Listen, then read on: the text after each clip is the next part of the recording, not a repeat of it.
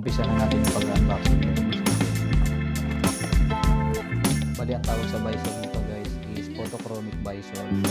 Ayun guys, kung nakita nyo kanina, saglit na saglit lang, parang almost 20 seconds lang, nag-iba na agad yung kulay ng mismong visor.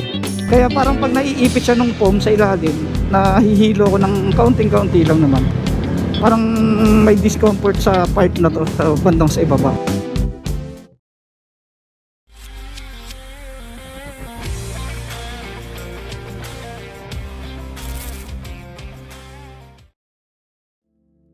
Okay, so bali for today's video guys, gagawa lang tayo ng unboxing video o review video para sa helmet na binili ko last time nung pumunta kami ng Osaka, Japan. Actually, yan yung helmet guys na nakikita nyo. So, yan yung i-review natin. Tapos, meron pa akong mga naunang video guys na na-upload na related din dyan. So, doon pinakita yung design na napili ko and anything na related dyan sa helmet na yan. Dito sa video na to guys, i-review lang natin ulit siya. Papakita natin siya in detail. Tignan natin yung inner and outer. Tapos titignan rin natin ulit yung visor na binili ko. Yung upgrade kong visor para sa helmet na yan. So without further ado guys, umpisahan na natin yung unboxing. So bali ngayon, umpisa na natin yung pag-unboxing nitong mismong helmet.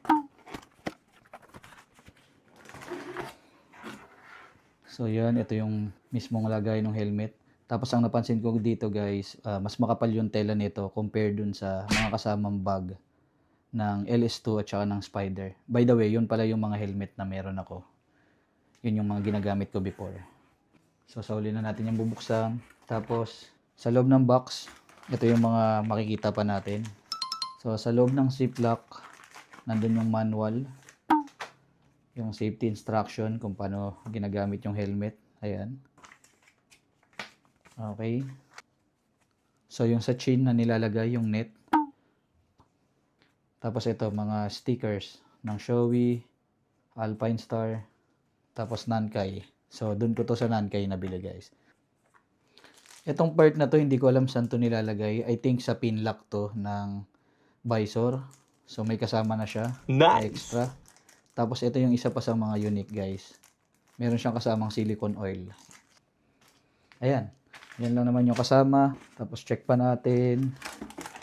So bali ito naman yung upgrades na sinasabi ko kanina. Yung visor. So mamaya na natin yan titignan. Tapos ang pagkakalam ko guys, kapag bumili na kayo ng Shoei, may kasama na talaga siyang anti-pug. So good thing yun guys kasi mahal din yung anti-pug. Parang sa Spider, ang bili ko sa Spider is nasa 1K. Pero until now, gamit ko pa rin. Parang mag-almost 3 years na sa akin yung Spider.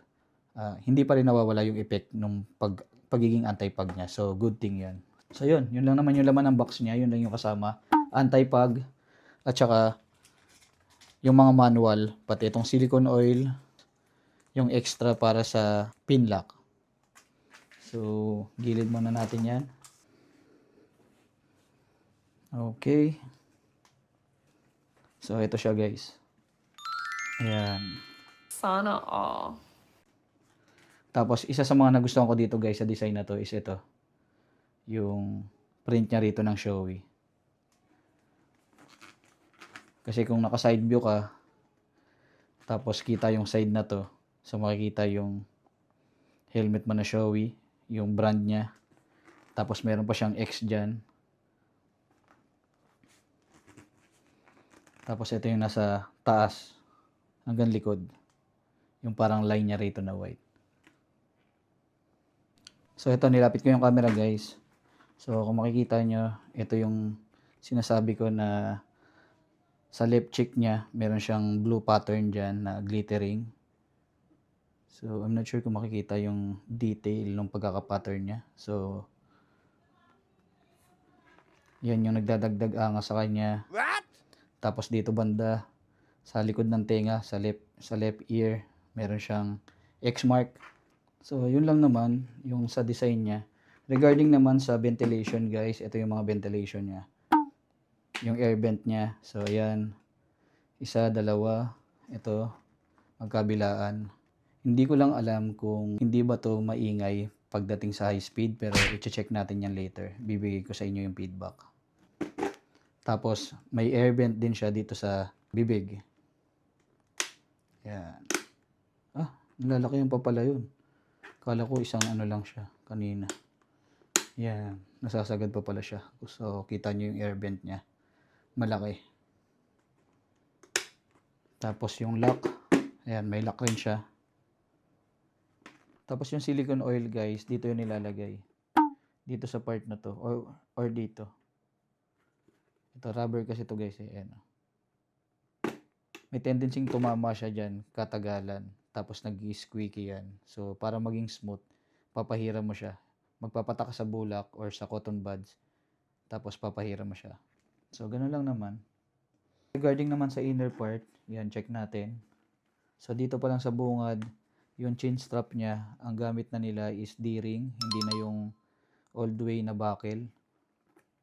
Sabi nila mas maganda raw yung ganito. So, yan. Yan. Regarding naman dyan sa foam, ating unusual naman, same lang rin ng ibang foam na gamit sa ibang helmet. Ang maganda lang dito guys, meron siyang, yan, kung nakikita nyo sa loob, yung design niya.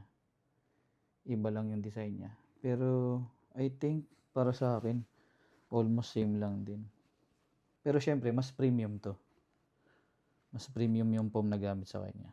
Bola lang yan. Tapos, meron siyang ear space. Yung ear space niya guys, mas malaki compared dun sa mga helmet na meron ako like yung LS2 and Spider. Ito guys, kapag sinuot nyo siya, walang chance na maiipit yung tenga nyo kasi malaki nga yung ear space niya. So, isa rin yung sa design ng Z8. Yan, madali lang rin siyang tanggalin. Itong part na to. Malalim siya. Nice. Actually, yung tatanggal to guys eh. Yan. Ayan siya. So, akala ko nung una, abang to guys sa mga intercom. Pero may purpose yan. Pero pwede nyo rin ilagay dyan yung speaker ng intercom. Actually, yun yung gagawin ko. Tsaka wala naman siyang pwedeng ibang paglagyan. Kundi dito lang. Kung makikita nyo yung spacing nitong part na to. Yan, pabilog dyan. Kasama pa yung itong padding. Talagang maluwag siya. Para sa mga mahabang biyahe, long ride, so ma-avoid nyo yung maiipit yung tenga nyo.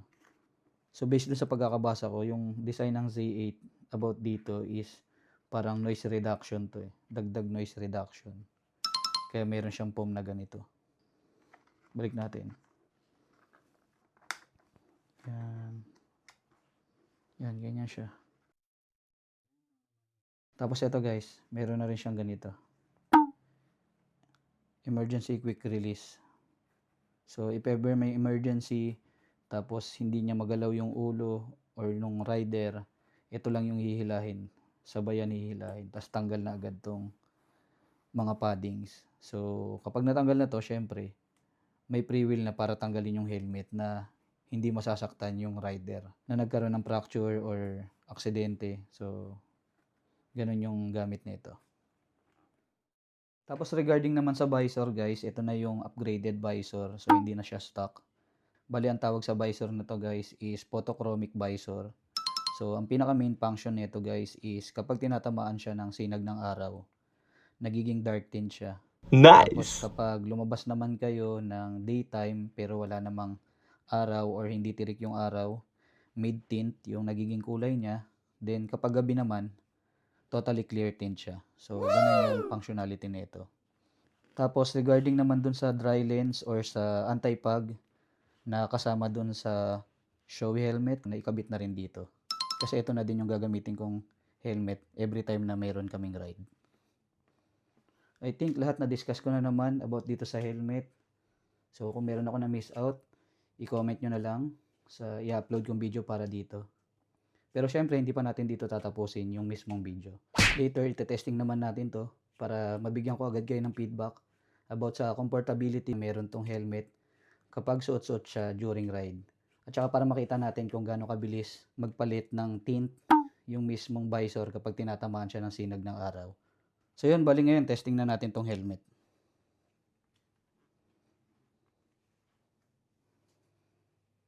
Okay, so bali ngayon ite-testing na natin tong helmet guys. Pero bago ko siya i-testing, pakita ko na muna sa inyo yung current setup niya ng mabilisan.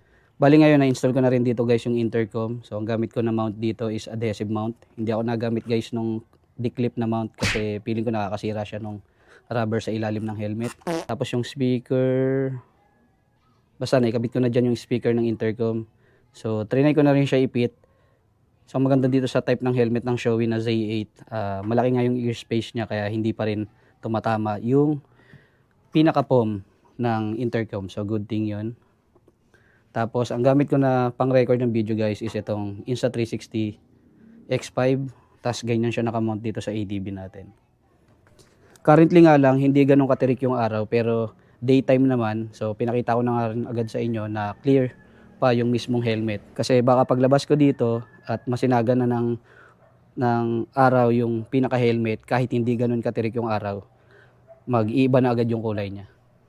So yan guys clear yan Clear tayo dyan. Ayan, kita nyo clear. So tingnan natin kung paano gagana yung pinaka-photochromic niya. Game.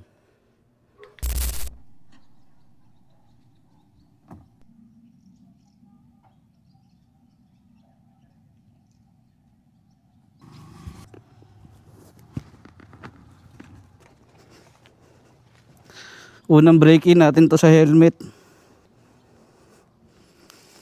Saktong-sakto. Ayun guys, kung nakita nyo kanina, saglit na saglit lang, parang almost 20 seconds lang.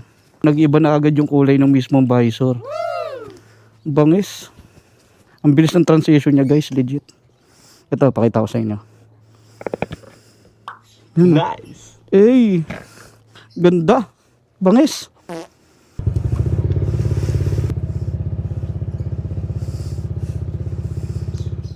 Much later.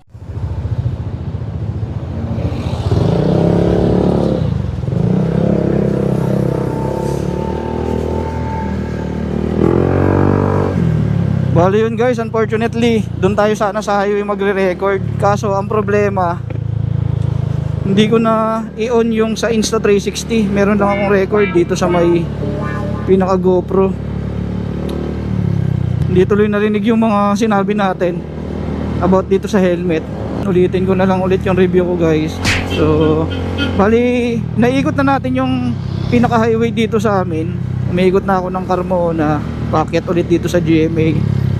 So, based sa experience naman, pagdating dito sa helmet guys, yung comfortability na hinahanap ko, nakuha niya naman lahat.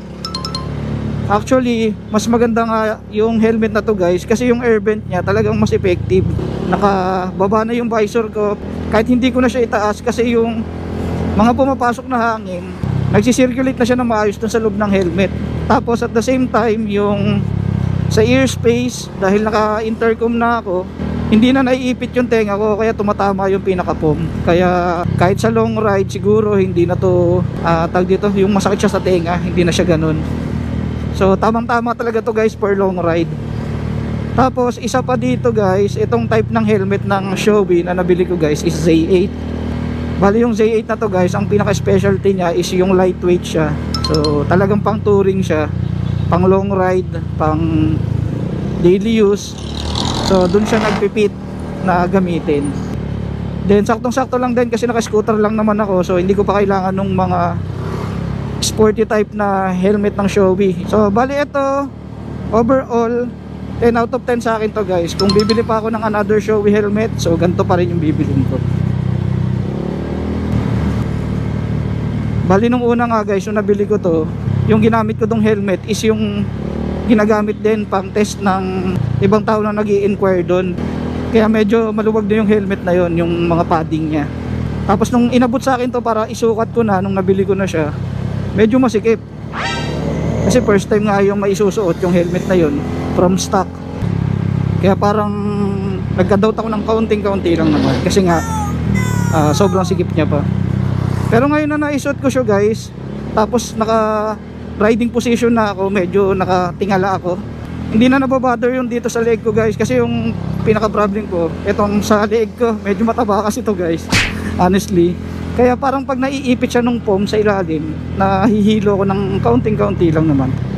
Parang may discomfort sa part na to, sa bandang sa ibaba. Pero ngayon dahil naka riding position na ako, wala na guys. Tsaka ang ganda ng ano, ang ganda nung lapat niya sa ulo ko. Overall, napakaganda nito guys. Saktong sakto kasi may ride ako tomorrow. Isasama ko siya ng long ride. Pero kahit hindi natin ilayo, ramdam ko agad sa unang suot pa lang na maganda talaga yung helmet. Nice.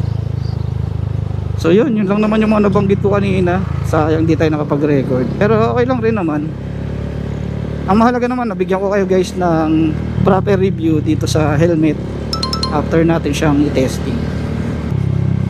So yun, bali dito ko na tatapusin yung video guys. So kung meron kayong mga katanungan, suggestion, any clarification guys, i-comment nyo lang sa i-upload kong video para dito.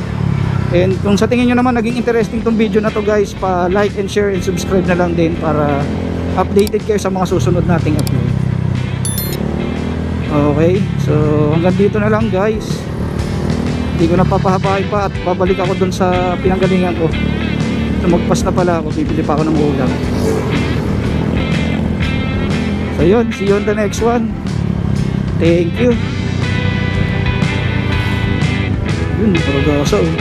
Boom.